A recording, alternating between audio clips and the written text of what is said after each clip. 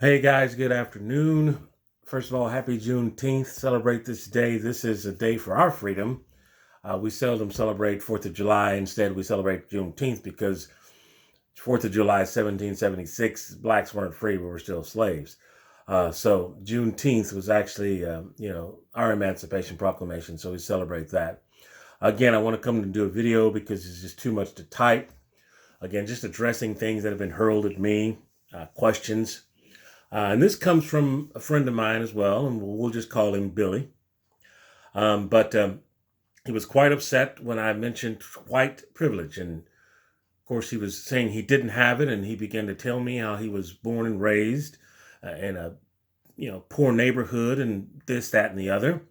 I just want to clear something up for all of you people about white privilege. Um, white privilege has absolutely nothing to do with where you were raised or your financial status. He went on to tell me how he was dirt poor and had to have hand-me-downs. I'm from a family of 8 kids. I had hand-me-downs too, but I digress. But again, white privilege has nothing to do with where you were raised or your financial status. White privilege is solely based on your color, on the fact that you're white. And because you're white, you are afforded passes. You are afforded privileges that I am not afforded as a black man. That's what white privilege is. Whether you exploit it or whatever, you have it simply because you're white, because this system was set up by white people, designed for white people to win. Okay? So don't get all your panties in a wad, excuse the French there, because you have it. I'm explaining to you what it means. You have it because you're white. Let's go back to my friend Billy. He was talking about how he was raised dirt poor and he didn't have the latest designer clothes or the newest cars and all that good stuff. Well, neither did I. But let's take Billy and now let's give him the latest designer clothes and let's give him a fine luxury car. Now let's let Billy drive around in a very affluent white neighborhood. Let's take me. Give me the exact same designer clothes. Give me the exact same luxury car and let me drive around in an affluent white neighborhood. Who do you think is going to get pulled over? That's right. They're probably not going to mess with Billy because of his color. They're not going to think when they see Billy drive by in this nice car, they're not going to say, gee, I wonder if he's from a dirt poor background. And they're not going to think any of that. They're simply going to see that he's white and assume that he's supposed to be there. But because I am not white, I don't get that assumption. They're going to ask me, hey, how did you get this nice car? Why are you in these nice clothes? Why are you in this neighborhood? Simply because Billy was white, he didn't get harassed. That's what white privilege is. I hope that makes sense. Okay, so I'm not saying that you exploit it. You simply have it because you are white. Another example. During this rioting and looting, there was a reporter doing a story on looting taking place. The black looter ran out of the store, and of course, she was reporting on how they were looting and the degradation and all of this good stuff. Well, not more than 7 seconds later, a white female came out of the store putting clothes into a bag as well. Now, the reporter immediately says, oh, there's someone else leaving the building. We can only hope that she is an employee there. You see what I'm saying? So it was never assumed that she was looting like the rest of the people because she was white. It was assumed that she was perhaps an employee there. Does that make sense? That's what white privilege is. John Quinones, he does those great shows. What would you do? Get a chance to Google all those. White privilege. There was an instance there where he took some African American men and put them in a car in a park around lunchtime. Okay, a public park during the day around lunchtime. And the African American men, I guess, pretended to be asleep. Now, again, this is lunchtime at a public park. How many people go to public parks on their lunch to take a nap? Okay? Lunchtime, daytime, in a public park. African Americans asleep in a car. Do you know the calls were rolling into the police department, all alluding that suspicious activity was happening? Lunchtime, public park, I'm asleep in the car. How is that suspicious activity? So Mr. Keown has done the same thing with Caucasian American people. Caucasian American males, put them in the car. Lunchtime, public park, sleeping in the car. Guess how many calls came in complaining about suspicious activity? White privilege. Again, those white people could have been Jeffrey Dahmers looking at the kids, pretending, deciding who they were going to eat the next day. But again, they didn't get the suspicion of the blacks because they were white. White privilege.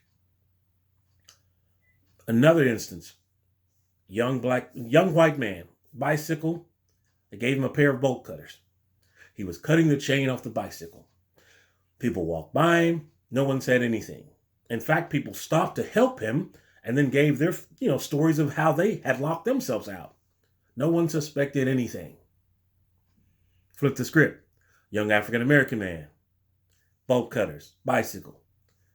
Just about every pedestrian that passed him questioned him. Asked him if that was his bike, what was he doing, telling him it was against the law to steal, and calling the cops on him.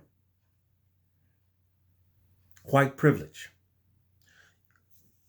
I'm not saying that you exploit it, but you have it because you're white. So yes, you have white privilege. Now, if you have it because you have it, and then when you hear it and you get offended by it, check yourself. Mayor Gilliam, he went viral by saying something. He said, a guilty dog or a hit dog hollers. That's what he said. But the actual antidote is that if you throw a rock in a room full of dogs, the only one that's going to holler is the one that gets hit. So if by hearing the word white privilege, you're getting offended, I would suggest you find a long mirror, look in that mirror and check yourself. Okay? When I say that you have white privilege, it's not really an insult, it's what you have. If you take it as an insult, check yourself. What we're asking is that you have this white privilege, use it. Use it to help the cause, okay? Because black people have been speaking and shouting and whatever, but I've noticed that when these videos that are shot out, a black person says something on the video which makes awesome sense, people kind of, whatever. But then you can have someone like Matthew McConaughey says the exact same thing. This thing gets a million likes and a million shares. By all means, please use your white privilege that way, okay? So just so we're on the same page, you have white privilege because you're white, okay? Not saying you exploit it, you just have it because you're white. If you're offended by that, check yourself. Again, this video is not to spread hate. This video is to inform because my inbox has been inundated. Like I said, this guy, Billy, we'll call him Billy, was a friend of mine. And he came at me hard, telling me how racist I was, but telling him he had white privilege. I'm like, no, you have white privilege. You do. I'm not saying you exploit it, you have it. So again, white privilege has absolutely nothing to do with the fact that you had some hard times in your life or you grew up in a trailer park. White privilege simply means because your skin is white and the way this country is set up, the way this country was founded by white people, you have certain privileges that I will never have. Does that make sense? I hope it does. Again, guys, let's continue to have the difficult conversations. Let's continue to ask the hard questions. Let's continue to push forward. Again, Breonna Taylor, if you get a chance, look up that petition, sign that. Again, she was killed in her bed. These cops that killed her are still walking around free. This thing is far from over. Okay? Watch Selma. Great movie.